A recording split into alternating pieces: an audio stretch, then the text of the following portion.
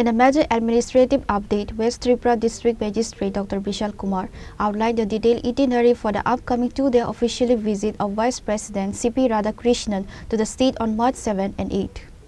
The DM confirmed that all security and logistical arrangements have been finalized to ensure a seamless experience for the very important person visit, which is expected to highlight Tripura's academic and socio-economic milestones.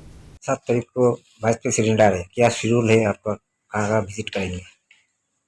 7 तारीख को माननीय उपराष्ट्रपति अगरतला में आ रहे हैं और वो 7 और 8 को उनका यहाँ पे कई प्रोग्राम अटेंड करेंगे। इसमें महत्वपूर्ण है माताबारी में माता के दर्शन सब करेंगे। एल्बर्ट एक्का पार्क में सुबह शहीदों को श्रद्धांजलि देंगे। त्रिपुरा यूनिवर्सिटी के दीक्षांत समारोह में शामिल होंगे और इंटरनेशनल फेयर ग्राउंड पानिया में महिलाओं के साथ लखपति दीदियों के साथ इंटरेक्ट करेंगे और उनके बनाए हुए प्रोडक्ट्स का संज्ञान भी लेंगे। तो बहुत ही पैक्ड प्रोग्राम है सर और हम बहुत कृतज्ञ हैं उपराष्ट्रपति भवन Pure Report, Chini Khora.